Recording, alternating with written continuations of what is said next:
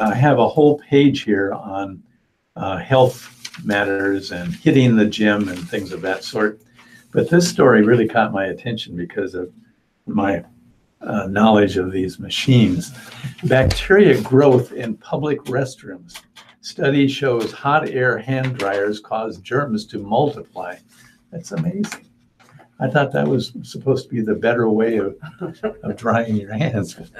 If you're the kind of person who avoids public bathrooms at all costs, you may feel validated as well as disturbed by a study from researchers at the University of Connecticut. They suspected that hot air hand dryers in public restrooms might be sucking up bacteria from the air and dumping them on the newly washed hands of unsuspecting patrons. To test this theory, scientists exposed petri dishes to bathroom air under different conditions and took them back to the microbiology laboratory to look for bacterial growth. Petri dishes exposed to bathroom air for 2 minutes with the hand dryers off only grew 1 colony of bacteria or none at all. However, Petri dishes exposed to hot air from a bathroom hand dryer for 30 seconds grew up to 254 colonies of bacteria, though most had from 18 to 60 colonies of bacteria. Were the bacteria multiplying inside the hand dryers, or were they being pulled into the hand dryers from the air inside the bathroom? To answer this question, the researchers attached high-efficiency particulate air HEPA filters to the dryers, which would eliminate most of the bacteria from the air passing through the dryer. When they exposed Petri dishes to air from the hand dryers again, the quantity of bacteria in the dishes had fallen by 75%. The researchers also found minimal amounts of bacteria on the nozzles of the hand dryers, and they concluded that most of the bacterial splatter from the hand dryer had come from the washroom air. How did the bacteria get into the air in the first place? Unfortunately, every time a lidless toilet is flushed, it aerosolizes a fine mist of microbes. This is more information than we need. This fecal cloud may disperse over an area as large as 6 square meters. Aerosols from flush toilets may be especially harmful in the hospital setting as a means of spreading Clostridium difficile. Is there any good news from this study? No, I don't think so. Well, the vast majority of the microbes that were detected do not cause disease in healthy people, with the exception of Staphylococcus aureus. Some of the bathroom bacteria, such as Acinetobacter, only cause infections in people in the hospital or in those with weak immune systems. The others that were found are relatively harmless, really. In addition, air from real-world bathrooms may contain fewer bacteria than the bathrooms in the study. The sampled restrooms were located in a university health sciences building, and at least some of the bacteria came from experiments going on in laboratories within the building. So what's a person to do to avoid picking up bacteria in a bathroom? You should still dry your hands, as not drying them after washing them helps bacteria to survive on them. Paper towels are the most hygienic way, really, to dry your hands. And I thought my biggest fear of the dryers these days, the new ones, nearly blow your hands off. They're so powerful. I thought that's what I was worried about. No more. Well, speaking for at least the women here at Radio Talking Book, I will say that our bathrooms are safe because we do have paper towels. Okay. So I don't know about you guys, Mike, but we women, we're in good hands, literally. Okay, moving on. Let's read something that really is local news. From Lincoln, Republican Chris Holbert proudly touts his ranking as one of the most conservative members of the Colorado General Assembly.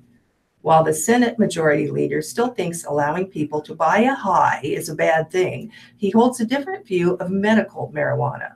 Holbert said he's seen cannabis significantly improve the lives of patients with debilitating medical conditions. Of course, Colorado voters passed constitutional amendments to legalize both uses of the drug. So Holbert offered a bit of advice for his counterparts in Nebraska. Consider putting marijuana in your statute books before voters put it in your constitution. Doing so would give lawmakers more flexibility to set sensible regulations, address unforeseen problems, and save public funds, he argued. I tell them to do this legislatively, not constitutionally, he said. Nebraska State Senator Anna Weissart said she's going to give her colleagues that opportunity in early 2019 when she introduces another medical cannabis bill. While filibusters have extinguished 4 prior legalization measures in Nebraska, the Lincoln Democrat said she's working on a new proposal. Although she tried to pass a resolution to put the issue on the ballot earlier this year, Weissart said she's convinced that a legislative approach would be better for the state. One of the leading opponents of past medical marijuana proposals in Nebraska said he's at least willing to consider a new bill. Senator Matt Williams, a Republican from Gothenburg, said he still opposes any legalization of marijuana, but he agreed there could be an advantage to the legislature taking preemptive action on medical cannabis. One concern, he said, is that a ballot initiative might end up including recreational marijuana as well. We can keep saying heck no, heck no, heck no, he said, but at the end of the day, we could end up with something we really don't want. Lending credence to such concerns is polling this year showing that 77% of Nebraska voters would support a medical marijuana constitutional amendment. Nearly 6 out of 10 respondents in the survey identified as Republicans, and the support was spread across urban and rural districts. In response to the poll results, the Marijuana Policy Project, a national group that has helped organize successful legalization campaigns in other states, said it would probably help lead a medical marijuana effort in Nebraska. While Nebraska has seen grassroots pro-marijuana petition drives before, none has come close to raising the $1 million normally needed to put a constitutional amendment on the ballot. The national group could help generate the funding for a successful petition drive. So Nebraska finds itself as one of a handful of states without some type of medical marijuana program. A total of 31 states and the District of Columbia have adopted comprehensive medical cannabis laws, while an additional 15 states allow the use of oils rich in CBD, a medical component of cannabis that doesn't cause psychoactive effects. LES bills to increase for low-end customers. People who live in small apartments and little houses will likely see their electric bills go up next year under the Lincoln Electric System's proposed rates, though the city-owned utility is not raising the actual energy use rates.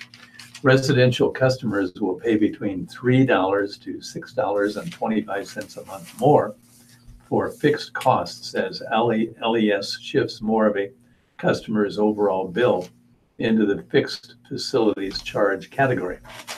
But energy use rates will drop slightly, muting somewhat the effect of increased facility charges on low-end users and erasing their impact for homes and businesses that have higher electric use. Residential customers pay 3 different charges: a flat $5 customer charge, a flat facilities charge based on their annual average level of electric use, and a changing energy charge based on the electricity used during the month. Level 1 users less than 800 kilowatt monthly will see their monthly facilities charge rise $3 to $18 under the proposal. Level 2 users 800 to 1500 kilowatts per month will see their monthly facilities charge rise from $4.50 to $26. Level 3 users greater than 1500 kilowatt hours will see their monthly facilities charge, and I'm going to another page,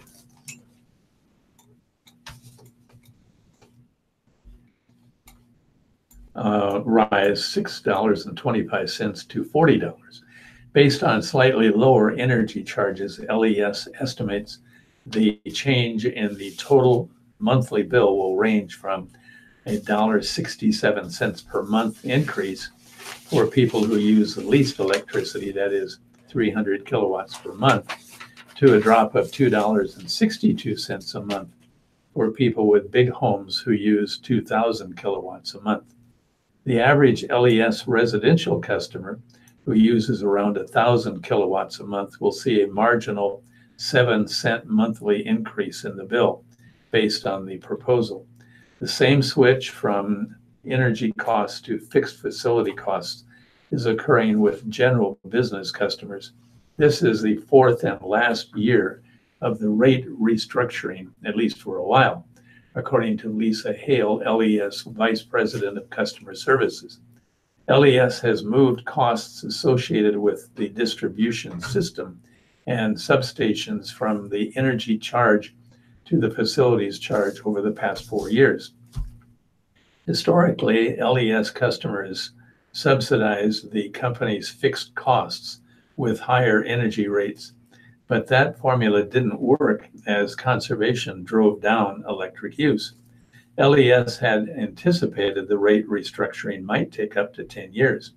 However, LES was able to move more quickly, increasing the facilities charge faster because energy costs did not increase the past 2 years, Hale said.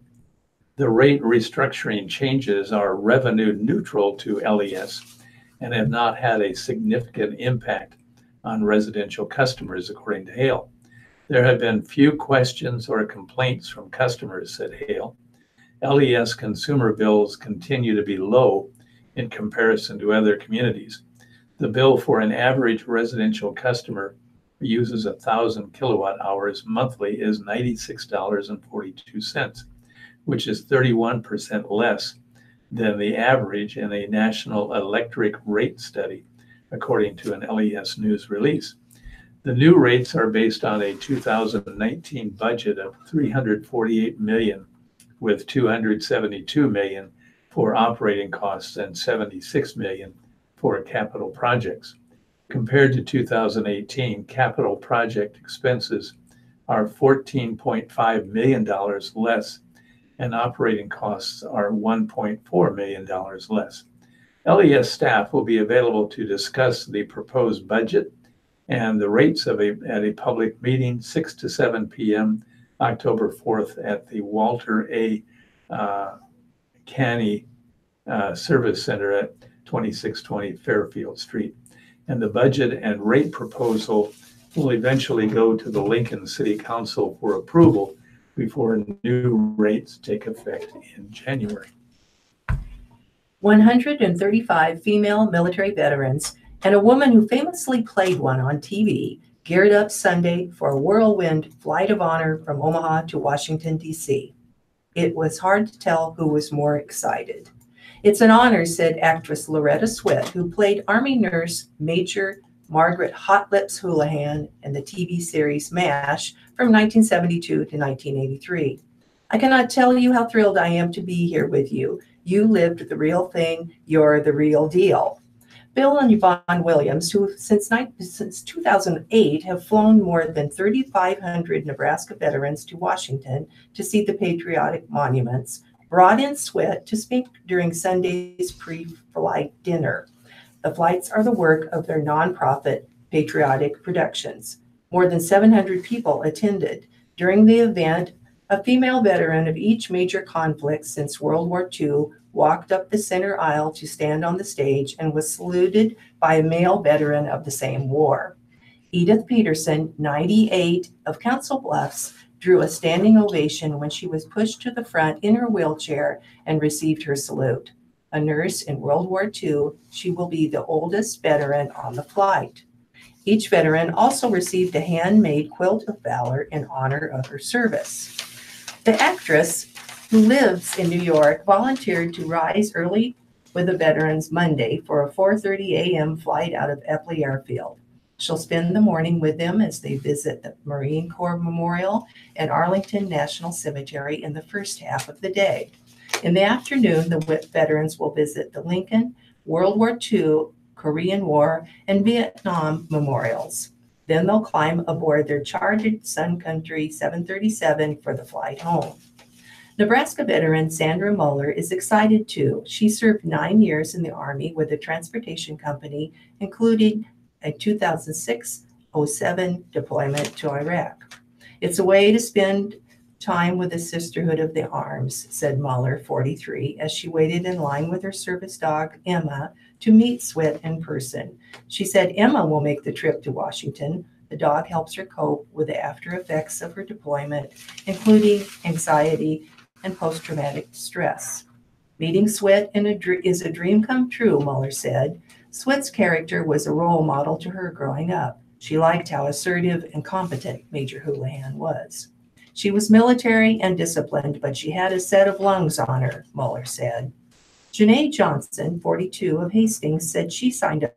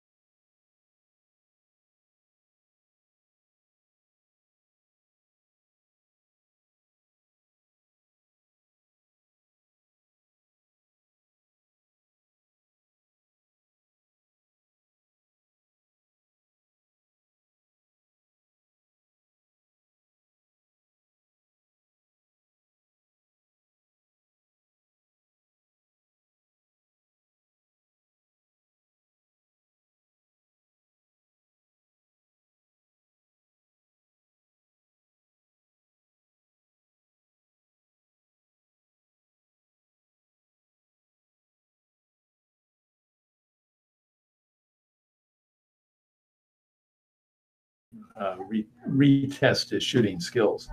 I know it's been 20 years since I won the last championship, but we will see if time has taken a toll, the Gordon State Senator said. Brewer was twice wounded in Afghanistan, shot 6 times during a spontaneous firefight with the Taliban in 2003 that left him with 12 broken ribs, a broken sternum, a broken nose, and shrapnel wounds throughout his body. During his 6th tour in Afghanistan in 2011, he was wounded again. Sniper championships are one more part of a rich military legacy that includes piloting Cobra attack helicopters and running 36 marathons. For me, shooting started at a very young age as a way of surviving on the Indian reservation hunting game, Brewer said. But that skill has come in handy in the military. Nebraska's only Native American state senator grew up as an Oglala Sioux on the Pine Ridge Reservation. Brewer has won 10 national shooting championships, and in 1997, he won the World Sniper Championships. In 1996, he helped coach the U.S. men's shooting team during training in advance of the Olympic Games in Atlanta. I've been a team member and have coached the All-National Guard and All-Army shooting teams to both national and world championships, Brewer said. In 1999, he was selected as the national director of the Marksmanship Training Center in Little Rock, Arkansas. And now he's ready to test his shooting skills in competition once again. Just the next adventure in a career that has had him parachuting with German soldiers as part of a NATO exercise and serving as a U.S. liaison officer with the Russian army during a military exchange program. And another reminder of what he said during an interview in his 3rd month in the legislature in 2017. I'm going to go as hard and fast as I can for as long as I can. A 50-year-old Omaha man suspected of stealing a pickup truck was seriously injured in Council Bluffs when he crashed after the owner and a police officer tried to take back the vehicle. The owner, who had jumped on the pickup before it crashed, suffered minor injuries. The incident occurred about 1 p.m. Sunday near Manawa Center Drive. It began when the pickup's owner, a 39-year-old Omaha man, spotted his stolen vehicle in the Manawa Center Walmart parking lot. He flagged down an police officer in the parking lot. As the two approached the pickup, the suspect got inside and started it, Council Bluffs Police Sergeant Jared Poore said. The owner then jumped onto the vehicle's hood and climbed into the pickup bed as the truck sped off. The owner broke out the back window to climb into the cab when he feared the truck might roll. The suspect was injured when he tried to jump out of the moving pickup and was run over by the truck's rear wheel, Poore said. The truck left the road and the open driver's side door struck a tree. In the end, the truck owner got his damaged vehicle back, Poore said. The suspect was taken to Jenny Edmondson Hospital and later to the Nebraska Medical Center. An arrest warrant was pending. Son of 1993 World Trade Center bomber to share a message of peace. This is going to take place in Nebraska. Zach Abraham could have followed in his father's footsteps, indoctrinated in the kind of extremism belief that pushes an Islamic jihadist to take lives in pursuit of a hateful ideology. At the age of 7, Abraham's father, El Sayed Noser, began teaching him to shoot, to act against those different from himself. Not long before, Noser was accused of assassinating Jewish Defense League founder Rabbi Meir Kahane. While Noser was acquitted of murder, he was convicted of assault and illegally possessing a gun. He was sentenced to prison, where he was later implicated in the 1993 World Trade Center bombing, in which 6 people were killed. As Abraham recalled, his father had expressed the idea that violence was an acceptable response, especially against innocent people, to pursue political ends, particularly against the United States. But with Noser imprisoned, Abraham said he was brought out of the isolation imposed by his father. He quickly learned Christians, Jews, gays, and others he had been instructed to hate were humans too, and even friends.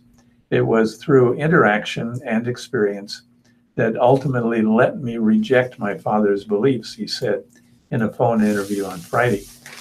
Abraham will share the story of his redemption from hate and his mission to promote peace on Tuesday at Union College in Lincoln. Abraham, who wrote a book about his experience called The Terrorist's Son, A Story of Choice, said he wants to show others how their choices matter and how their decisions to treat other people can influence their lives for years to come, no matter their background. People come up to me all the time and say that while their story isn't exactly like mine, they tell me they were raised by parents who espoused hateful beliefs, or that they grew up in a community or had a religious leader who taught them to hate, he said. Abraham said at 16, he learned from a youth convention speaker who also grew up the target of bullies while being raised by a single mother, that he could choose to escape that kind of life. The speaker said that young people could not always control the circumstances of their lives, but that didn't mean they didn't have agency in their own future. It was the first time he connected with someone else who lived a similar experience, who could relate to what he'd been through, Abraham said. He hopes he can do that, be that person for others. I remember the experience I had and the strength his experience gave me later in life, when I felt like I didn't have a lot of hope, he said.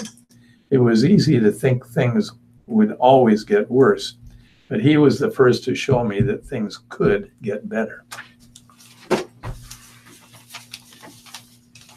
From Eldora, Iowa, Iowa State Workers Safety Agency wants to fine the State Human Services Department more than $23,000, saying the department's school for delinquent juveniles isn't protecting its employees. The Iowa Occupational Safety and Health Administration said in its August 28th report that the staffers at the Iowa State Training School for Boys in Eldora were unnecessarily exposed to violent attacks. The Des Moines Register reported Friday that school residents assaulted staffers during at least 3 incidents last spring. In one, the worker had numerous teeth smashed out and suffered broken bones in his face. The school is home to about 100 boys whose courts have found to be delinquent because they committed crimes. Let me repeat that. The school is home to about 100 boys whom courts have found to be delinquent because they committed crimes.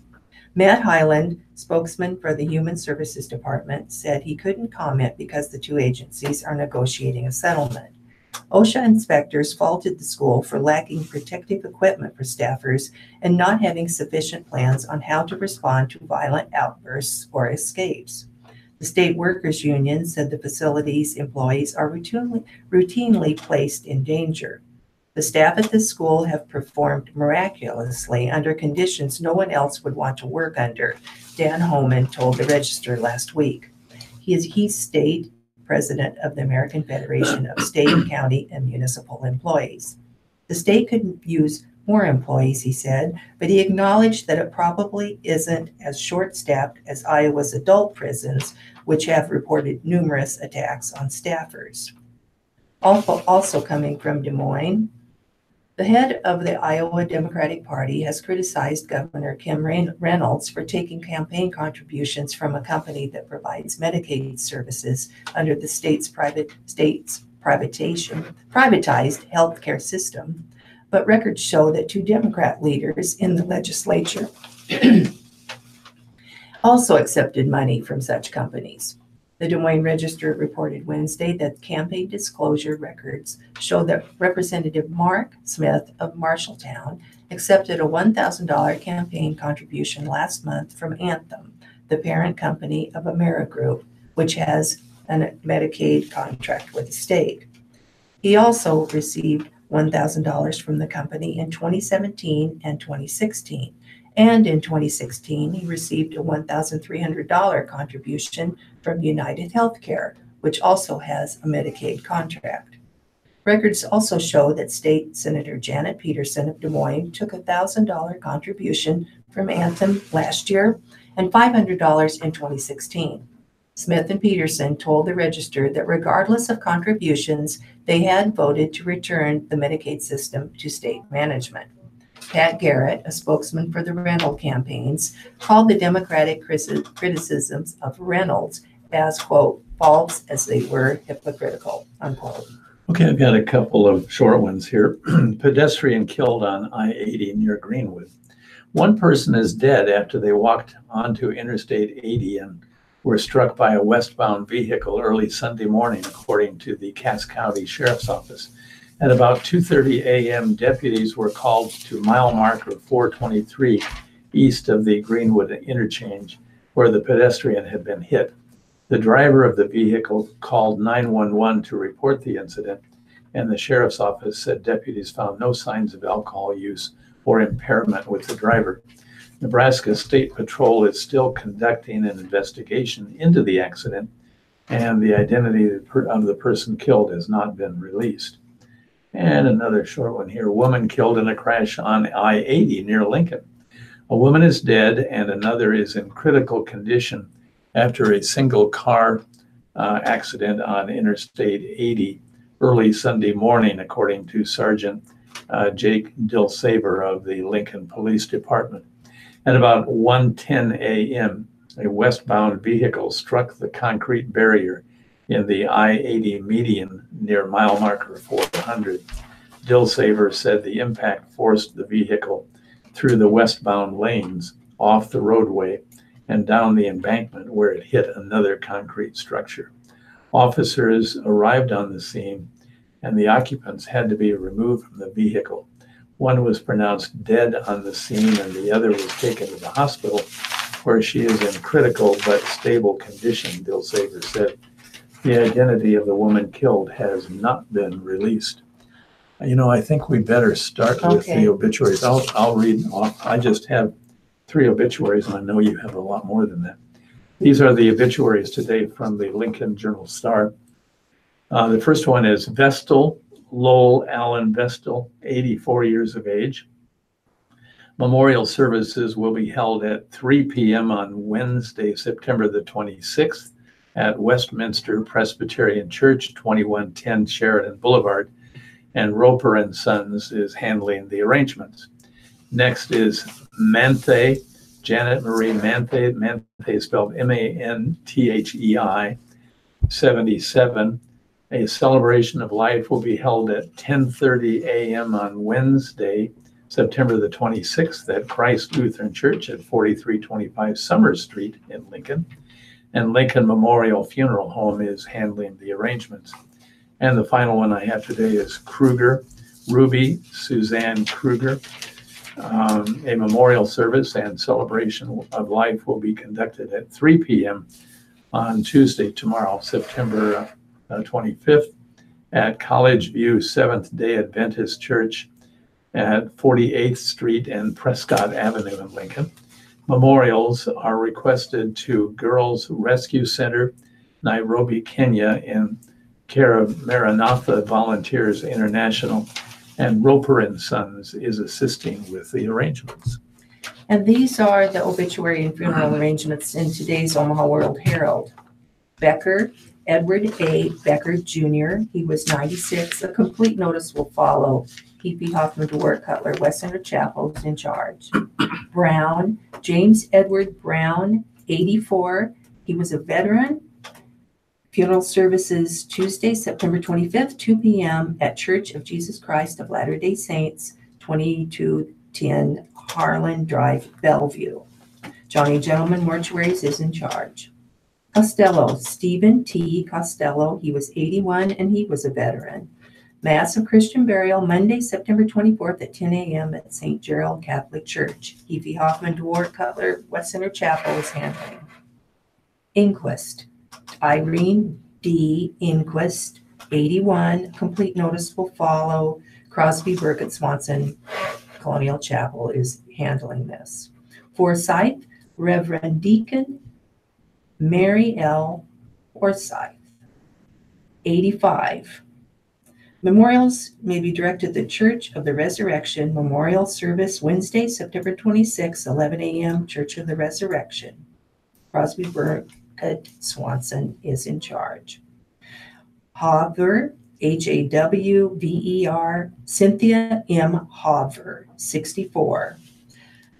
Funeral service 11 a.m. Wednesday at the Reichmuth Funeral Home in Elkhorn. Reichmuth Funeral is in charge. In lieu of flowers, the family requests memorials to the Nebraska Humane Society. Hinton, Teresa M. Hinton, 64. Services Wednesday, September 26, 10 a.m. at the St. Patrick Catholic Church on West Maple Street. Memorials suggested to Catholic Charities or the Notre Dame Sisters. Johnny Gentleman Mortuaries and Crematory Pacific Street Chapel is handling this. Hoxtell, Marjorie J. Margie Hoxtell, 54. Celebration of Margie's life, Thursday, September 27th at 11 a.m. with family receiving friends 1 hour prior to the service, all at Bremen Mortuary, 72nd Street Chapel. Bremen Mortuary is handling this. Joens, Joens, Stephen L. Joens, 71. Funeral service Wednesday, September 26th at 10:30 a.m. at Bellevue Memorial Chapel. Memorials to the American Lung Association. Bellevue Memorial Chapel is handling. Johnson, Gretchen M. Johnson, she was 86. Celebration of Gretchen's life, Thursday, 10 a.m. at Risen Sun Christian Village. Memorials to Risen Sun Christian Village. Cutler O'Neill Meyer Woodring in Council Bluffs is handling this. Crick, Lorraine F. Crick, she was 92. Massive Christian burial Monday, September 24th at 10:30 a.m. at St. Vincent de Paul Catholic Church. P.P. Hoffman, DeWart Cutler, West Center Chapel is handling this. Mixon, James Francis Mixon, 81. Memorial service Monday, September 24th at 11:30 a.m. at the Bellevue Memorial Chapel. Bellevue Memorial Chapel is in charge. Morrison, Pamela P.J. Morrison, she was 59. Services Tuesday, September 25th at 11 a.m. at Presbyterian Church of the Cross. Memorials will be directed by the family. Evie Hoffman, DeWart Cutler. West Center Chapel is handling this. Moulton, M-O-U-L-T-O-N, Benita J. Moulton, 80. Complete notice will come later. Evie Hoffman, DeWart Cutler. West Center Chapel is in charge. Muller, Laverne A. Denker Muller. She was 101. Funeral service, 10 a.m. Wednesday, September 26th at Bethany Lutheran Church in Elkhorn. Memorials to Leader Dogs for the Blind. Reichmuth Funeral Home is in charge. O'Leary, Carolyn J. O'Leary, she was 84. Mass Monday, September 24th at 10 a.m. at St. Leo the Great Catholic Church. Evie Hoffman, DeWart Cutler, West Center Chapel handled this. Price, Patricia M. Traynor Price, she was 81. Wake service at 7 p.m. at the Crisco Larkin Staskowitz Funeral Home. Funeral Wednesday, 9:30 a.m. at the mortuary to St. Mary's Catholic Church at 10 a.m. Memorials to Rose of Sharon Soup Kitchen in Huntsville, Alabama. Crisco Larkin Staskowitz Funeral Home is in charge. Ramsvik, Brian J. Ramsvik, 57. Memorial services were held at Cutler O'Neill Funeral Home in Council Bluffs. Rodriguez, Kimberly A. Rodriguez, 50. Memorial service Tuesday, September 25th at 10 a.m. at Crosby Funeral Home. West Lawn Hillcrest is in charge. Ronka, Kathleen Ronka, 91. Celebration of Life, 2 p.m. Wednesday, September 26th at the Franciscan Renewal Center in Scottsdale, Arizona.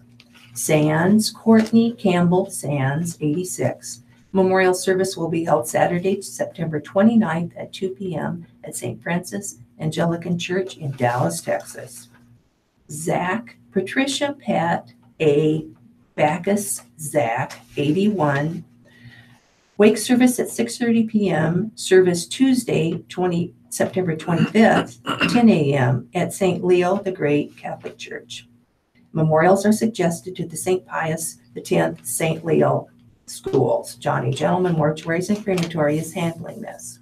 And finally, Zimmerman, Mabel B. Zimmerman, 89. Memorial service Thursday, September 27th at 11 a.m. at Lutheran Church of the Master. Evie Hoffman, DeWart Cutler, West Center Chapel is in charge. Listeners' memorials to the Radio Talking Book Network are tax deductible and will go a long way in keeping Radio Talking Book on the air. Please keep Radio Talking Book in mind when memorials are listed as donor's choice or your favorite charity.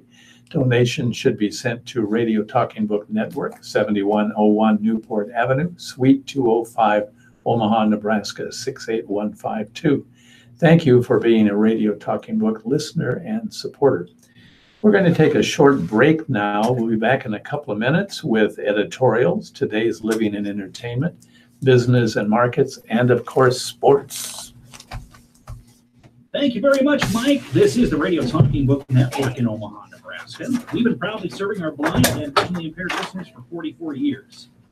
Radio Talking Book is brought to you with the cooperation of KIOS-FM in Omaha and statewide through the facilities of NET Radio and Television. If you go to your menu on television, just explaining this at Will Speck, go to your menu on TV, I have it on PBS, and choose the French language option. You can hear us through your television set. How cool is that? It's time for the senior lunch menus, and here is Jay Nelson, who is also cool. Good morning. Today is Monday, September 24th. The Meals on Wheels menu for today is Polish sausage, sauerkraut, red skin potatoes, I think we both heard that was enough already. I got more out of that than I thought. If I keep just saying it, I'll get a raise eventually. I just know it. Do you want to start? Sure. By the way, you can hear the senior lunch menus every day, Monday through Friday, right here. I was going to Book, give and you now, applause just for here being is able about to pronounce all those germs. The stellar, the talented, the lovely, the altogether super excellent boss. Here is Jay Nielsen. I'll get that raise. Make your reservation now for the 4th annual Blind Students Free Picnic. The Omaha Council of the Blind and our new sponsor, Outlook Nebraska, would like to invite Let's the see. Omaha area blind students and their family and No, the one caregivers change that we have is that we have to read Yes. that before sports. And you notice how much It will be people have Friday. forgotten. I forget it, yeah. I can't believe she doesn't have big explosions all around it. 6 p.m. at the Moto McLean Ice Arena in Hitchcock Park. It's out for business and markets. 5015 Yeah. Yeah, it's before sports. Yeah, South yeah. 45th Street. Again, that's Friday, September 28th from 3 to 6 p.m. Well, From I 3 don't to know, 5 we p.m. seem to have we enough will feature material. I'm an amazed. introduction to I'm ice just skating amazed. It's with like it's just Omaha appearing. Lancer, and an That's good. introduction to Yeah, it's great. storytelling with Donna's Aarons. From 5 to 6, we will have the free fried chicken dinner. And you need to call That sounds Kenda good. to make a reservation, and please call as soon as possible. Call Kenda at 402-553-8999 to reserve your family space and a 4-course free chicken dinner. A blind student is any visually impaired person who has taken a class of any sort this year. We hope you will attend. Again, it is a free chicken dinner and a free picnic at the Moto McLean Ice Arena in Hitchcock Park. That's 5015 South 45th Street, Friday, September 28th from 3 to 6 p.m. Please call Kenda at 402-553-8999 to make your reservations.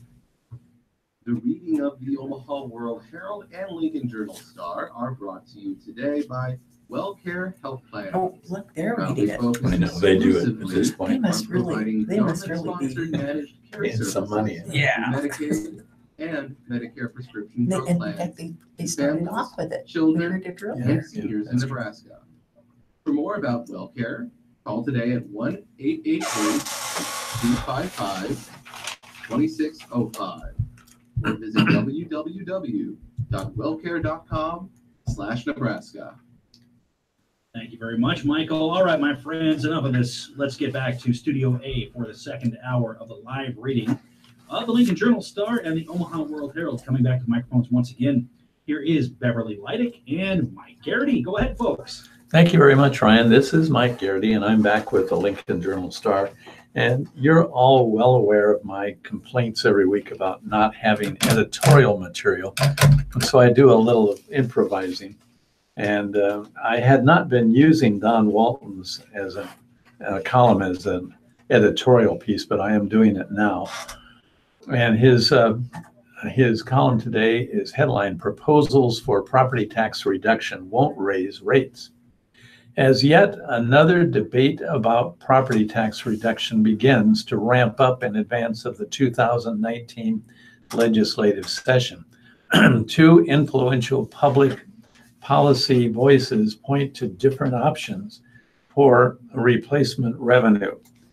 Excuse me. Neither involves increases in state tax rates.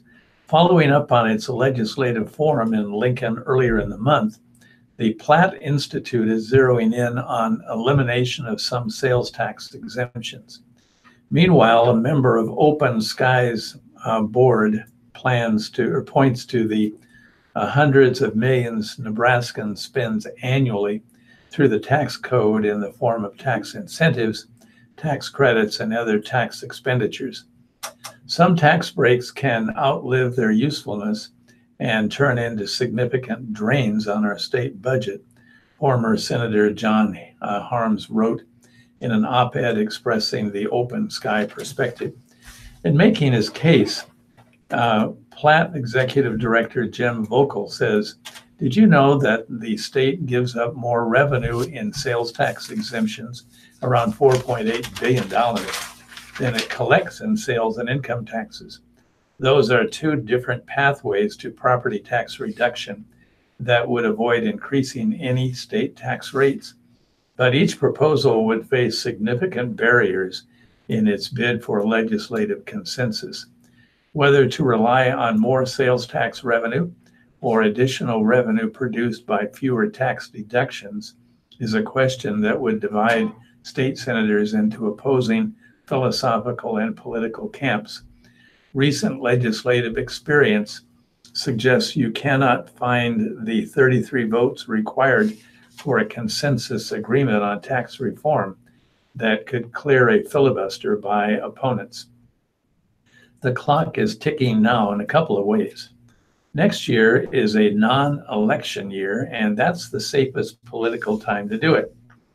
And rural senators are about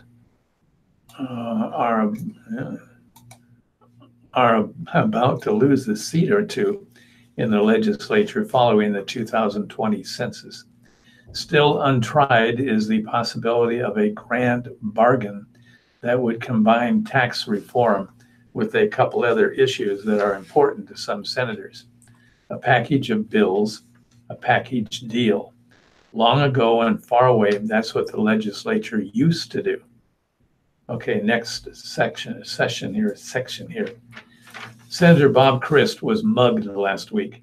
That kind of assault, which characterizes too much of our politics at a time of unusual personal invective, when anything goes and truth is deemed to be fluid or marginal or even irrelevant, drives away potential candidates for public office. It also impacts the decisions of current office holders who may be considering re-election bids or future efforts to move into other elective office. In the wake of the personal assault on Christ, I heard from both. All of this poisons and distorts the political environment for citizens, candidates, and voters.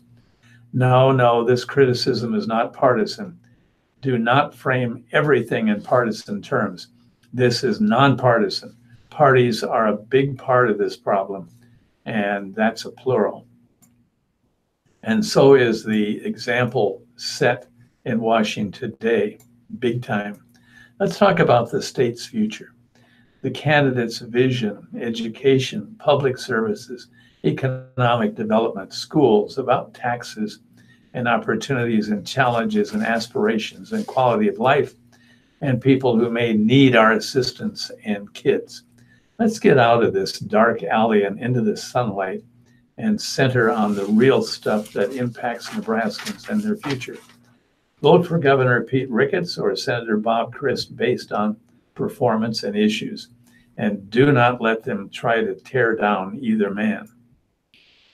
Next, Chuck Hagel makes the list of the 15 greatest Republican senators since 1950, compiled by Ronald Feynman, a professor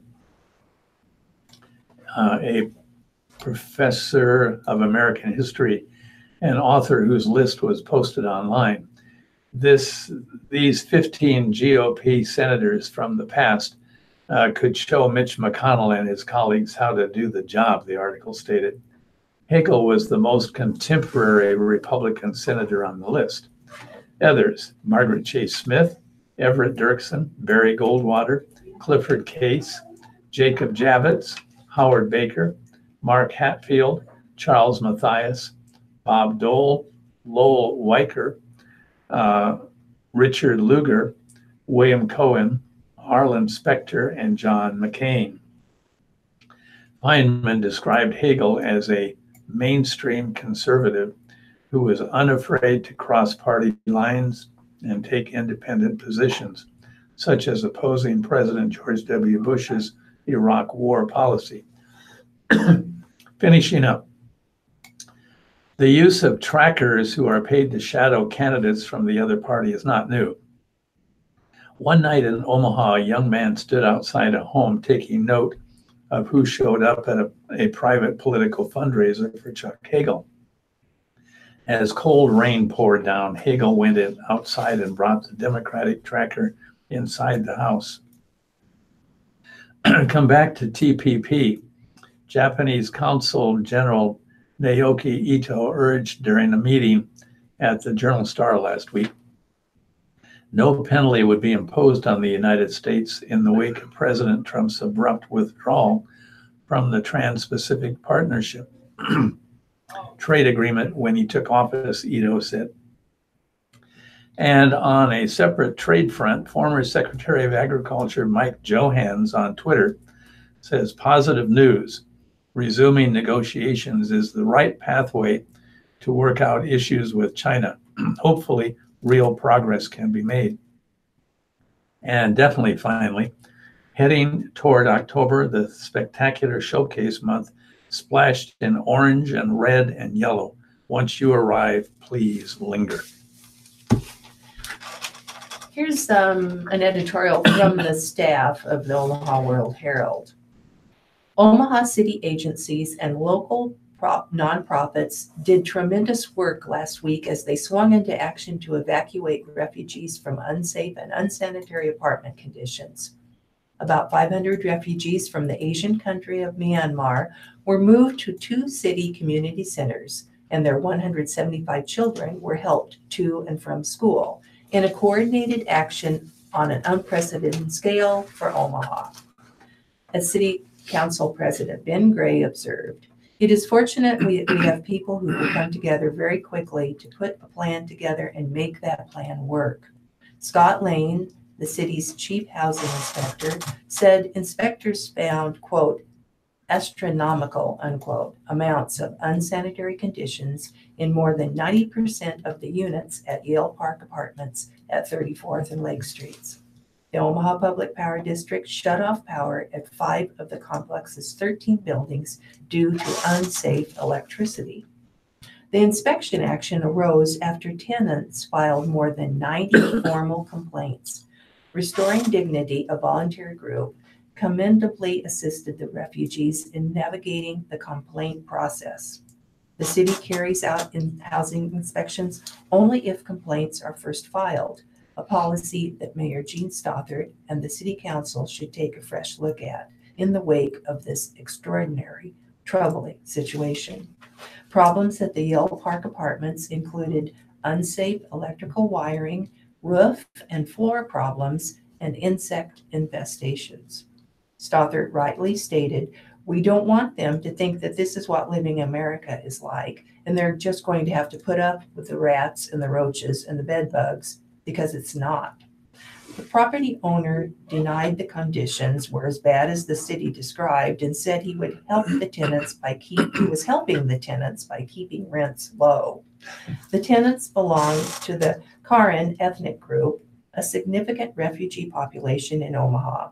Omaha Public Schools and local nonprofits provide vital support to the Karen, many of whom have braved arduous circumstances to reach Omaha. The horrendous conditions seen at Yale Park are unworthy of our city. It's important that in the future, Omaha continues to be ready to address other housing situations that arise and require firm responses. Landlords need to be wide awake to their obligations and to the prospect that the city will take strong action against negligent property management. Tenants can help by being prepared to file complaints with assistance from local nonprofits if needed. Omaha officials can scrutinize the city's housing inspection policy, looking for possible improvements. After the disturbing events last week, unsafe and unsanitary housing conditions need to be a front burner issue for our city. Okay, remember I'm reading opinion pieces here today, and I found this piece that is running as a regular in-depth article. And it is, I may not get through all this because it's pretty long, but it's headlined Commander-in-Chief's Conspiracies. The Puerto Rico death toll, Special Counsel Robert Mueller's Russia probe, the 2016 presidential election vote, Hillary Clinton and her emails. President Donald Trump speaks and tweets often about conspiracies against him. And that's not to say they exist as he describes them. Here's a look at some of those issues. The first one is Puerto Rico. Trump recently rejected the official hurricane death toll in Puerto Rico, tweeting without evidence that 3,000 people did not die. That's his quote. When I left the island after the storm had hit, they had anywhere from 6 to 18 deaths. As time went by, it did not go up by much. Then a long time later, they started to report really large numbers, like 3,000. Trump tweeted a year after the island was devastated. 12 minutes after the first tweet, Trump falsely blamed Democrats. This was done by the Democrats in order to make me look as bad as possible when I was successfully raising billions of dollars to help rebuild Puerto Rico. If a person died for any reason like old age, just add them onto the list. Bad politics. I love Puerto Rico. Next, Obama and birtherism.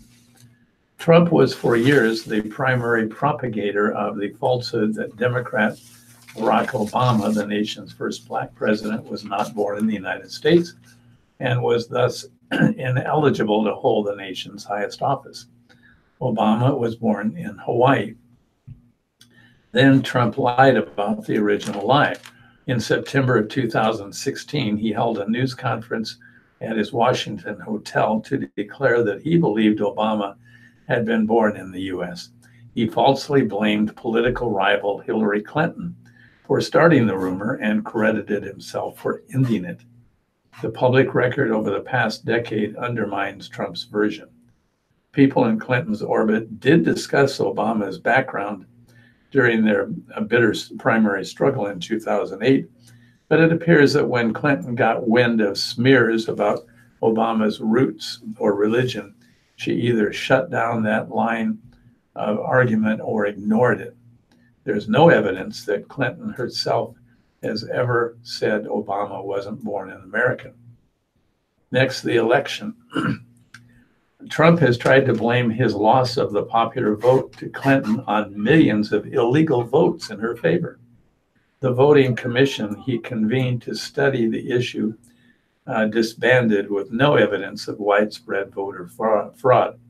Trump became president after he won the Electoral College vote 304 to 227, but Clinton won the popular vote by nearly 2.9 million more votes after racking up lopsided wins in big states such as New York and California, according to election data compiled by the Associated Press. Okay, one more of these, and that's the Russia probe. Trump has railed that Mueller's investigation into Russian election meddling is a conspiracy carried out by the former FBI director and his whole group of angry Democrat thugs. Trump denies colluding in the meddling. Trump's shorthand for discrediting Mueller is calling the probe a rigged witch hunt by Mueller's 17 angry Democrats. You have no Republicans among Mueller's team, Trump said on Fox and Friends in June. Mueller is a Republican, and some on his team owe their jobs largely to Republican presidents. Some have indeed given money to Democratic candidates over the years, but Mueller could not have barred them from serving on that basis because regulations prohibit the consideration of political affiliation for personnel actions involving career attorneys. Okay. Okay, we're going to turn now, it's 11:21, to our Living Today sections of our papers and entertainment. People call them the Fred and Ginger of the dance floor. Dave Bieber, 95, and wife Arlene, 85, dance elegantly as they have for 66 years, but they downplay the longevity numbers. It depends on how you feel, Dave said. I say I'm 39. Long ago, he asked Arlene to dance at a wedding reception, and they have done so ever since. Their car's license plate is DANC L8. Every Monday night, They glide along the floor at the Ozone Lounge at Anthony's Restaurant, 72nd and F Streets, enjoying big band music. They don't claim to be the equals of Fred Astaire and Ginger Rogers, but musicians and other dancers make the comparison and admire the Omaha couple. When I grow up, said band leader Mike Jurasilo, I cannot pronounce that name. He's a band leader, though. He says, I want to be like Dave. The couple doesn't do just ballroom dancing. They are longtime fans of the Rumbles band, and classic rock also inspires them to cut a rug, though dance floors are not carpeted. Arlene said her husband was an excellent dancer from the start and is very caring and considerate and a good provider. He's also funny, and he's a good singer. Said Dave, Arlene is beautiful. I've had her on a pedestal, and I've learned to say, yes, ma'am. The Beavers, who work together in their medical billing business, have outlasted a lot of the venues where they danced. Mr. C's, Guitars and Cadillacs, Peony Park, Maxine's, Surf City, Marriott, Sheraton, Playboy, Safari, Ramada, Music Box, Bumpers, Wow. Ross, and so many others, Dave said. All gone now, but we're still here. They married on March 30th, 1952, at the old Blackstone Hills Hotel. For decades, it's been an office building, but now there's talk of restoring it as a hotel. If it happens, Dave said, they would like to renew their vows there. The Beavers are fit and trim. Dancing helps keep them healthy, they said, and they've met a lot of nice people. When you're old, I skipped a paragraph. Time takes its toll, and they acknowledge that growing older, as the expression goes, isn't for sissies. When you're old, everything hurts, and it hurts worse if you sit around talking to other old people, Dave said. So go out and talk to young people as much as you can. In addition to a lifetime of dancing and hard work, the couple had 6 sons. With a twinkle in his eye and a smile, Dave quipped, we did other things besides dance. A romantic, Dave gave Arlene a dozen roses when their first son was born, then 2 dozen for the second, and 3 dozen for the third. When the youngest was born, yes, she received 72 roses. It's not exactly that they kept trying for a daughter, but Arlene said a doctor told Dave that he'd probably just end up with enough sons for a baseball team. The male births continued into the next generation. The first 7 grandchildren were boys. The string was broken when Jocelyn Beaver was born 22 years ago. How did Arlene celebrate? I bought dresses, she said. Once upon a time, Dave asked Arlene onto the dance floor. Ever since, they've stayed close, taking life one step at a time. That's a great story. Mm-hmm. Okay, I told you last week that they seem to have replaced in the Lincoln Journal-Star the doctor's column with John Rosemond's column. And so I'm reading that today. And I've always wondered about this, and I'm glad to have this column because the headline reads, Responses to Reader Feedback. And I've said to my wife on occasions when we read this column, I wonder what kind of responses he gets. So now we're going to find out. Certain recent columns of mine have drawn a spike in reader responses, both pro and con. My comments are on the fact that young teachers are and have been for quite some time ill-prepared to deal with the realities of classroom discipline, prompted a former professor of education to tell me I am uninformed, disconnected, and laughable. She went on to say that courses in classroom discipline are part of every education major study program, thus missing my point, which is that the courses in question teach methods that don't work and won't work until parents begin once again to support the discipline of their most delicate darlings. Serving as a counterpoint, a former teacher wrote to tell me that I was right on and that the column in question identified why she left the teaching profession. To wit, after realizing that in matters of classroom discipline, enabling by parents and administrators trumps all. Not all parents and administrators, mind you, but entirely too many. From the Rosemond's response to feedback department, It is perhaps time to inform my readers that my primary purpose is not to be popular in the sense of being agreed with. Rather, it is to cause people to think critically about what has been called parenting for nearly 50 years. Proper child rearing is an act of love toward one's neighbor and essential to the ongoing task of strengthening culture. From the How's This for Pithy department. Past their third birthdays, children do not need a lot of attention. They need their parents to pay lots of attention to one another. From the department. Children who seek lots of attention are not getting too little. Rather, they're getting far too much.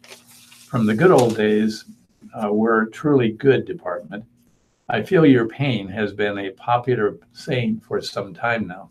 Presumably, the speaker is communicating empathy for someone else's distress. When, however, someone truly feels someone else's pain, the two in question are, by definition, in a codependent relationship, a relationship in which there is no emotional boundary. When that is the case, one person becomes the enabler and the other becomes the enabled. It is a given that the more someone is enabled, the more helpless he will act and the more enabling he will receive. Over the past 2 generations, parent-child codependency has become slowly but surely the norm. It was not the norm in the 1950s and before, when teaching children to think properly trumped helping them get in touch with and sort out their feelings. This state of parenting affairs was expressed in such sayings as, "You made this bed, so you and only you are going to lie in it. I knew if I gave you enough rope, you'd hang yourself, and you're going to stew in your own juices about this." They were highly selective when it came to feeling their children's pain, and therefore they were able to enforce personal responsibility upon their kids, who did not consequently require safe spaces and other accommodations to get through college without breaking down. Time for another cup of coffee. Dwayne Krause knew he wanted to celebrate his 80th birthday in a memorable way. So the retired Fremont doctor decided to take a plunge from 14,000 feet. Krause skydived last week, a few days before his 80th birthday. He called the jump exhilarating, joyful, and not too scary. "There was a feeling that I was stretched out, meeting a wind," said Krause, who made a tandem jump with a skydiving instructor. "It was exhilarating." Krause said the idea to skydive came from his days as a private pilot flying a single-engine Cessna. He especially loved flying above the clouds and always found it peaceful and beautiful. In those days, he would think about trying a parachute jump, but never got around to it. But he never forgot about it either. He talked with his wife of 57 years, Helen Krause. She said she thought it was a great idea. "Good for you," she told him. So Krause connected with the Lincoln Sport Parachute Club and planned a jump for September 14th. Krause said the only time he felt a little scared was when he was standing at the door of the plane with his instructor as they prepared to step out into the clouds. Once he left the plane, any worries disappeared. "It was full of joy," he said. Corey Macbeth, president of the club, saw Krause after the jump and said it was clear that he loved it. He said Krause was beaming. Macbeth said Krause isn't the only person his age who had taken a jump. Other folks in their 80s have made them. Krause said this jump won't be his last. He told them, "I'll see them in 10 years, he said. "I want to jump again when I'm 90. Okay. All right, here is the Amy Dickinson column, Ask Amy. And its headline today, "Grandmother Feels Trapped in Home." This is a sad one. "Dear Amy, my 36-year-old daughter and 8-year-old granddaughter live with me. My daughter has a small business which brings in barely enough income for her to survive. It would be difficult, if not nearly impossible, for her to get her own place. My daughter seems to get involved in one bad relationship after another, pays minimal attention to her child, drinks excessively, relies on me for childcare, rarely helps around the house, and frequently cannot give me the agreed upon rent of $300 a month. I am approaching retirement age, but feel I can't actually retire as it will mean selling my house and finding something smaller that I could afford. While I would be okay with telling my daughter that she needs to paddle her own canoe, I'm reluctant to abandon my granddaughter. I've suggested, begged, and hinted that my daughter get some counseling. She has struggled with depression and anxiety and takes medication, which doesn't seem to help much. Any ideas? Signed, in a tough spot. Dear Tough Spot, your daughter cannot reach her potential as a person and a parent until she stops drinking. Her alcohol use interferes with her judgment, triggers her depression, and affects her ambition and the efficacy of her medication. And you cannot even begin to get out from under this until you get some professional and therapeutic coaching about how to stop enabling your daughter without abandoning your granddaughter. Suggestions, hints, and begging are not going to cut it. You have to create and maintain enough pressure and workable consequences to try to force your daughter toward change. You also need to fully absorb the very real possibility that your daughter will not change. Will you try to force her out of your home? This might be a challenge, certainly if she refuses to go. I've read of parents actually selling their homes and moving in order to force out resident family member. You should contact your local Department of Family and Children's Services to connect with a social worker who could work with you to develop a plan and locate services to help your family. If your daughter refuses to attend sessions, go on your own. You should also attend a friends and family support group. Check alanon.org for a local meeting.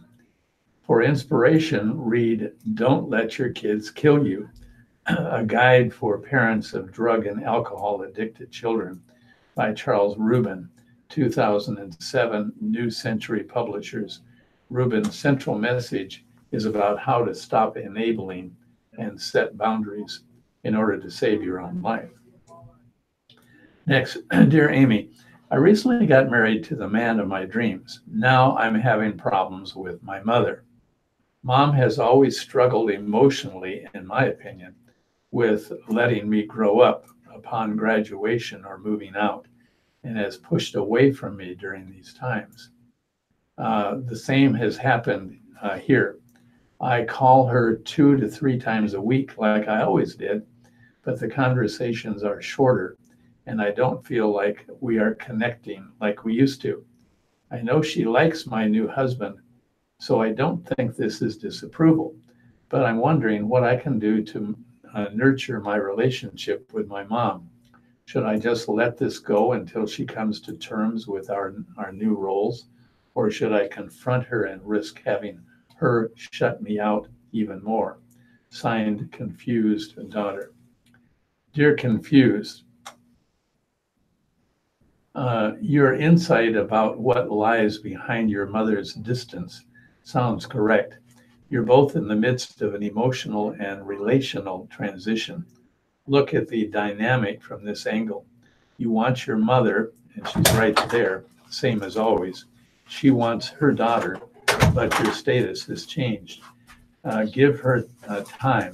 Don't let her emotionally manipulate you, but do let her adjust. A strange thing happened after Neil Armstrong and the Apollo 11 crew returned from the moon with lunar rocks. Many of the mementos given to every state in the United States, they vanished. Now, after years of sleuthing, a former NASA investigator is closing in on his goal of locating the whereabouts of all 50. In recent weeks, 2 of the rocks that disappeared after the 1969 mission were located in Louisiana and Utah, leaving only New York and Delaware with unaccounted for souvenirs.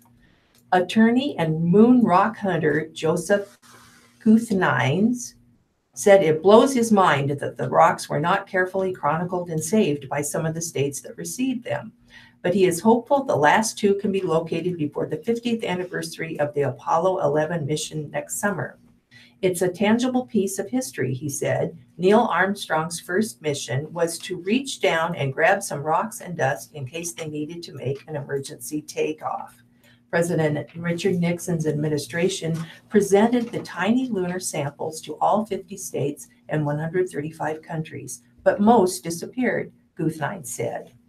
Each state got a tiny sample encased in an acrylic and mounted on a wooden plaque.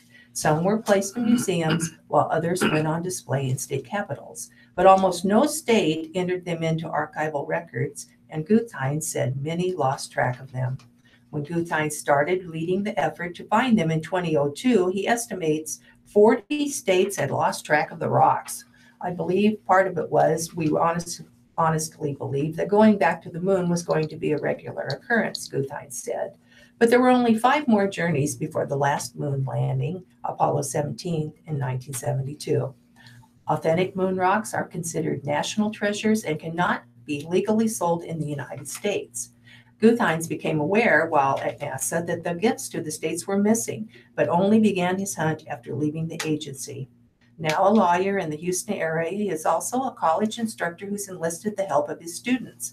They record their findings of the whereabouts of the discovered moon gems in a database. Many of the Apollo 11 rocks have turned up in some unexpected places, with ex-governors in West Virginia and Colorado, in a military artifact storage building in Minnesota, and with a former crab boat captain from TV's Deadliest Catch in Alaska. In New York, state museum officials have no record of that state's Apollo 11 rock. In Delaware, the sample was stolen from State Museum on September 22nd, 1977. Police were never able to find it. In other states, though, Guthnines has recently hit pay dirt. The Advocate newspaper in Baton Rouge located Louisiana's Apollo 11 moon rock in early August after a call from Guthnines. In Utah, the Associated Press confirmed a rock was in storage at Salt Lake City's Clark Planetarium. Officials there may bring it out to celebrate the Apollo 11 anniversary, something Guthnines hopes to see everywhere. The people of this world deserve this, he said. They deserve to see something that our astronauts accomplished and be part of it. Now, in a side note, we went online to find out what happened to Nebraska's moon rock. And according to Wikipedia, the rock was actually located by former First Lady of Nebraska, Diane Nelson. She got involved in a project to renovate the mansion. They found the Nebraska Apollo display while the mansion was undergoing renovations, and it is now in the hands of the University of Nebraska State Museum at the Robert Mueller Planetarium. So if you want to see it next year, that's where it's going to be. At least we know where it is. Yes. Museum gardeners grow deep roots of friendship. Jan Lutz started gardening 23 years ago after her husband George died. Moving things around, getting my hands in that dirt, it is wonderful therapy, the Fremont woman said. On August 28th, Lutz was in a garden, but not the one at her house. She and several other plant enthusiasts were working in the May Museum Victorian Garden in Fremont. The group of gardeners worked steadily as gray skies seemed to threaten rain. Wet weather had kept them from the garden during the past 2 weeks, and there was plenty to do. But this is a hardy group and one of whose roots of friendship go deep. That group members who meet all year long, either in the garden or at Hy-Vee for coffee, have grown together as friends who've supported each other throughout the years. We're a group that loves to get our hands dirty, Let's said. Group members range from those in their 40s to one active gardener who is 86. and they're always looking for new transplants of various ages. We need the younger ones, Letts said. We need those stronger legs and arms. The Victorian garden, situated on the west side of May Museum, was started in 1982 and today features a variety of plants, most of which are perennials. There also are annuals. You've got to have color in the fall, Letts explained. There are the flowers of yesteryear, but more modern varieties too. Flowers include daylilies, daisies, hostas, balloon flowers, poppies, iris, and tulips. Different flowers bloom at different times. We try to have something in bloom all the time, Letts said. We each take certain plots and put our own personalities in those plots. If everyone shows up, there are 22 gardeners who come to work every Tuesday. In the summer, they come at 8 a.m. and work until the weather is too hot. In the spring, they come at 9 and work until about 11 a.m. They meet at Hy-Vee for coffee and conversation when it's raining or in the winter. It's a wonderful support group, Letts said. We've gone through deaths and illnesses. Group members have supplied meals when a gardener is having health problems. They've helped people learn about gardening and encouraged one another. Members like Marlene McLean appreciate the group.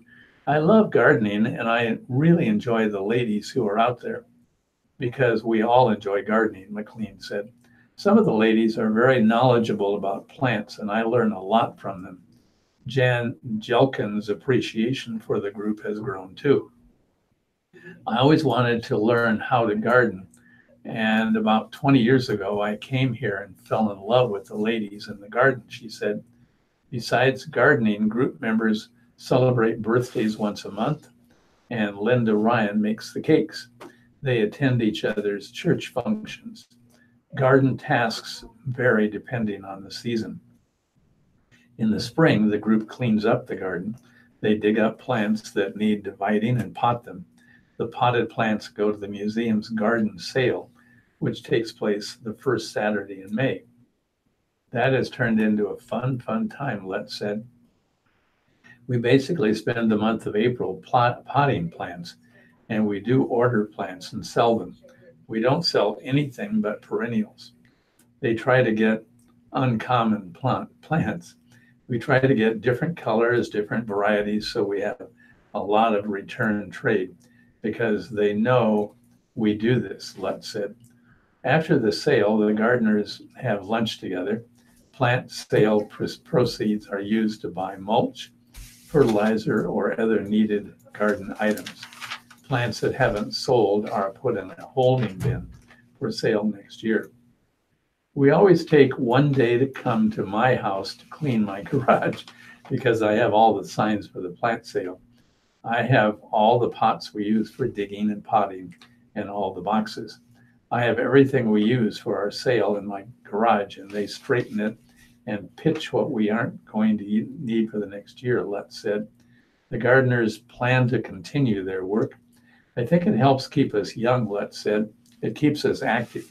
It fosters those friendships, and yet we're doing something to help the museum, help the city, and be of service to the community. We're going to move on now to the money news in our respective papers. From Raleigh, North Carolina, Hurricane Florence is testing the resolve of farmers in the Carolinas who could face billions of dollars in agricultural damage while still feeling the sting from Hurricane Matthew almost 2 years ago. After high winds and rain that was measured in feet, followed by rising rivers and standing water in fields, early farm reports are confirming pre-storm worries about losses to tobacco, cotton, and corn crops. The North Carolina industry leaders remain anxious about whether sweet potatoes and peanuts grown beneath the soil and susceptible for flooding will suffer greatly as well. Matthew hurt eastern North Carolina farmers in 2016, but that storm arrived in October after most field crops had been brought in. With Florence, most major crop harvests were still underway or just getting started. This hurricane couldn't have come at a worse time, North Carolina Farm Bureau President Larry Wooten said. Floodwaters and blocked country roads still making it difficult for agency agronomists to check out farms. 5 of North Carolina's top 6 farming counties were within the hardest hit areas in the eastern part of the state. I think it's easily going to be in the billions of dollars, State Agricultural Commissioner Steve Troxler said Tuesday, calling the damage catastrophic and unbelievable. North Carolina farmers had several days' notice of Florence to harvest what they could and move livestock to higher ground or to market, but there was only so much they could do to prepare. Farmers have just faced several years of low commodity prices. Matthew came through, and now we're faced with Florence, said Jason Jones, a 5th-generation farmer in Craven County. He said the unharvested corn on his 1,800-acre farm is just about completely flat, and neighboring farms lost all of their tobacco in the fields. Jones said farmers have crop insurance, but it doesn't cover the total loss. For eastern North Carolina farmers, he said, we're just hanging by a thread. North Carolina Governor Roy Cooper said he told President Donald Trump during his visit to the state Wednesday that making farmers whole will take more than just a farm bill. We're going to have to take a special approach to our farm communities, Cooper said, because they have taken a gut punch. Okay, it's time to move into sports, and before sports, this announcement. WellCare of Nebraska is proud to bring you today's reading of the Omaha World Herald and Lincoln Journal-Star. For more about WellCare, call today at 1-888-255-2605 or visit www.wellcare.com/Nebraska. And I'm kicking off the sports. I know I shouldn't do this to you, but I can't help myself. I've got to read Stephen Sippel's column because he has written about Nebraska football every week since December. So how's he standing today? And his headline reads, "Where's the urgency for NU? Things I know and things I think I know. Some Nebraska football fans will fixate on Michigan's safety Josh Metellus' assertion Saturday that Husker players wanted to give up following Adrian Martinez's tipped ball intercepted pass on the opening series. You could just see it in their eyes," Metellus told reporters following Michigan's 56-10 triumph at Michigan Stadium. His comment seems a bit reckless. There exists a sizable gap between feeling let down temporarily and actually wanting to give up for good. Besides, there were other comments on Saturday by first-year Nebraska coach Scott Frost and Husker starting safety Trey Neal that were better indicators. Frost has a lot of work left before a championship-level culture is established. For instance, although it's alarmist to think Nebraska 0-3 has players preparing to jump ship, it apparently has too many players unwilling or unable, for whatever reason, to fully commit to being the best they can be. I haven't seen that from a lot of guys yet, said Frost, who also acknowledged the reason for his obvious frustration. Following Thursday's practice, he was salty during the post-practice media session, was that too many players were missing on details in the workout. Mind you, that practice was 2 days before Nebraska's I'm going to another page, before Nebraska's Big Ten opener, which was a golden opportunity for the Huskers to reset their season or at least gain a measure of momentum. Where's the urgency? Guys knew their assignments, but they were hesitant, said Neal, a graduate transfer from Central Florida. By Thursday, you have to know it. We've gone 4 days watching film by then. As soon as you're asked a question, you should answer. Seeing that kind of stuff, that's where you get iffy. You can't go into a game with those sorts of doubts, period. Frost sounds increasingly open to personnel changes. Guys are either going to have to figure it out, or we're going to have to get some guys who want to do it, he said Saturday. He was asked an excellent question, one that gnaws at fans. at the start of the season did he imagine such a sizable gap between where his team is now and where he wants it to be. And his quote is, "Yeah, I knew we had a lot of work to do," he said. "We're not giving up. They brought us in here to get it right, and we're going to get it right. But we knew it was a big job because there is just so much that had to be fixed and changed." There's more to this column, but you get the picture. And there actually is another team that plays for NU, Yes. and that's the volleyball Yes, players who yes. are currently ranked number 3 and who defeated Michigan State in volleyball. Michigan and Michigan State. Yeah, that's right. Well, we're going to start with, there's just so much good news here. I'm getting it all confused. From Lincoln, after missing the first 8 matches because of injury, Lexi Sun continues to make up for lost time. The 6'2" sophomore pounded 15 kills Sunday to lead the third-ranked Huskers to a 25-18, 25-9, 21-25, 25-16 win over Michigan State in front of 8,102 people at the Devaney Center. Lexi got a lot of sets today, NU coach John Cook said. It's only her 4th match, but I'm pleased with the way she's responded.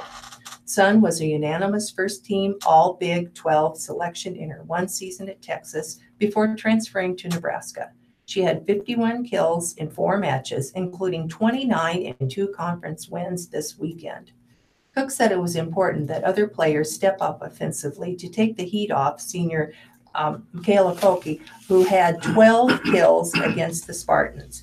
We need to get to a point where Michaela isn't carrying us, he said. That's going to be a key for us this season. Michigan State trailed 17-15, but the Huskers outscored, in the opening set as NU won by 7.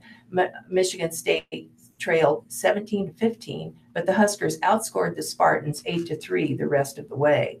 Nebraska was even better in the second set. The Huskers sprinted to a 6-1 lead and continued to widen that advantage. A sweep appeared possible against Michigan State, which was swept Friday night at Iowa.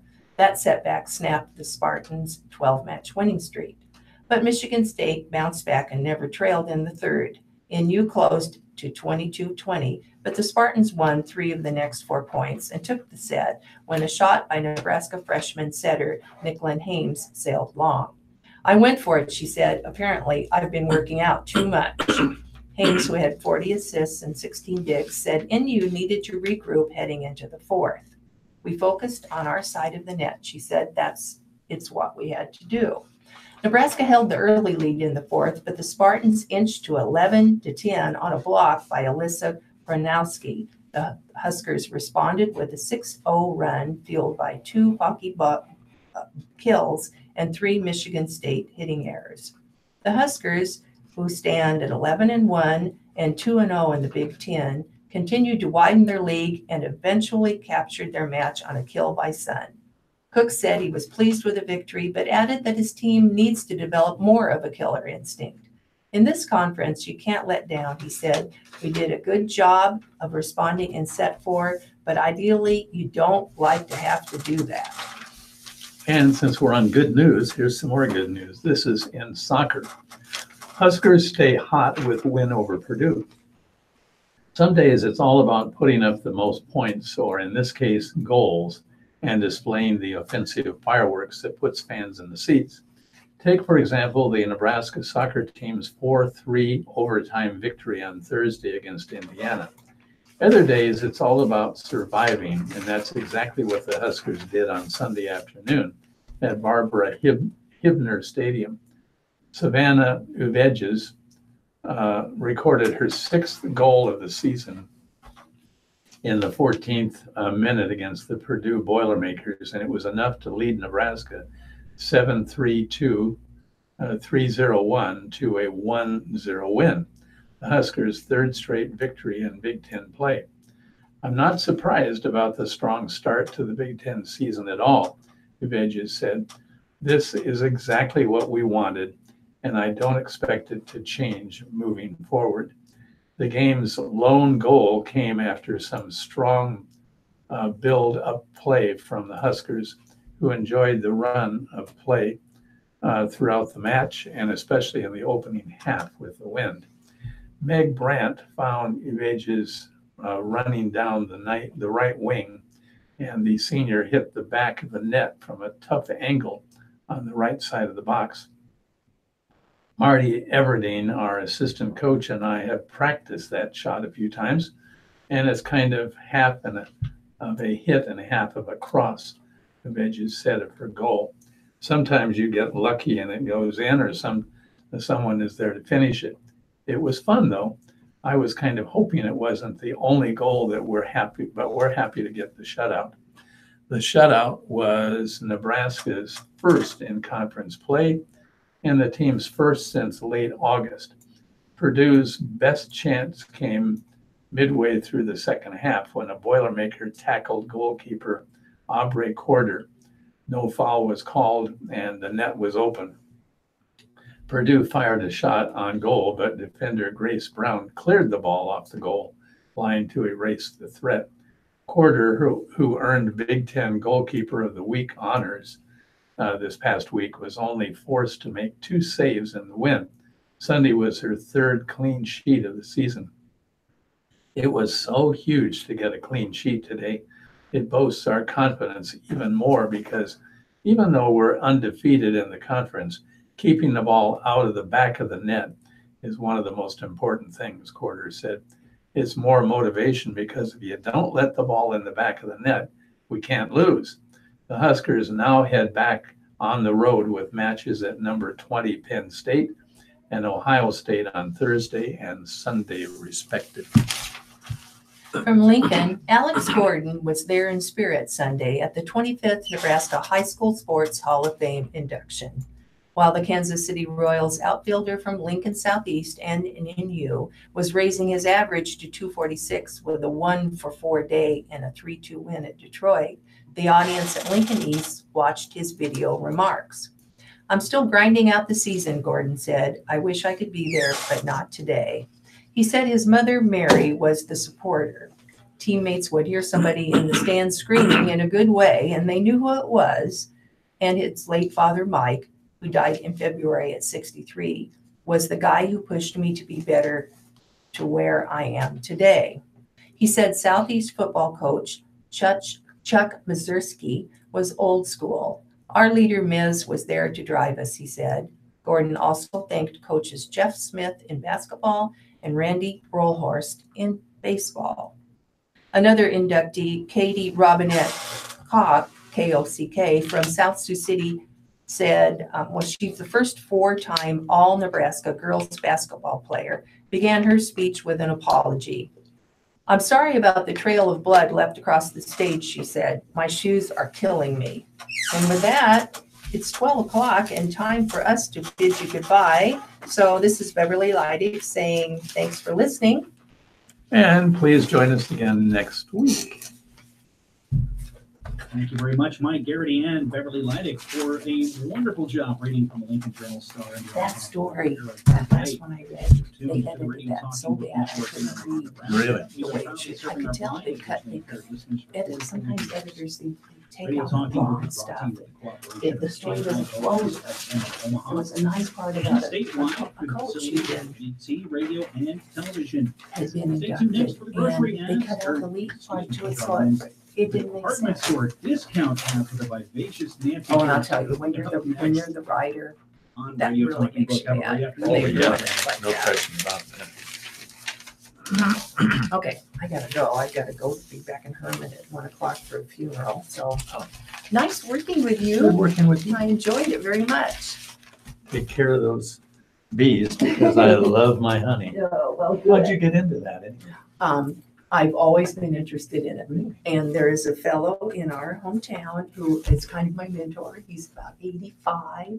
And this spring he said, "You ready to go?" And Oh, so you've just really gotten this is my into it. first year, but I Okay. had over 90 pounds of honey, which is really That's great. tremendous for your first year. My bees, they're such good girls. See, I grew up on a farm and we had someone that used to put their honey with us, or their Mhm. bees with us, and then they always gave us honey at the end of the Yeah. year. That has all stopped because now they realize how important the bees are to the crops. In pollination in their own beans, yeah. area. Oh, I can So, see it. yeah. We live on a farm and we have 10 acres around our house that it's trees and shrubs and gardens and flowers. And the gardens, I can't believe how many more tomatoes, squash, everything we have this year. Just so many more, and it's because of them. Sure. So it's great, great good. thing to do, and I'll just keep working with them. And all of us beekeepers, so you can have your honey. That's good. I appreciate that. Yeah, I'm sure it will. I could tell you all kinds of things about bees. Like guess how many miles a bee has to fly Thank you, Judy. Have a great rest of your day. to make? I'm not going to tell you. Next time I see you, it's too much to talk. It's Okay. a lot. It's a lot of miles. I bet. Okay, I gotta go. All right, ma'am. Have a good week. Thanks for coming in. You bet. See you later. Take care. Take care, Mike. We'll see you next Monday. All right.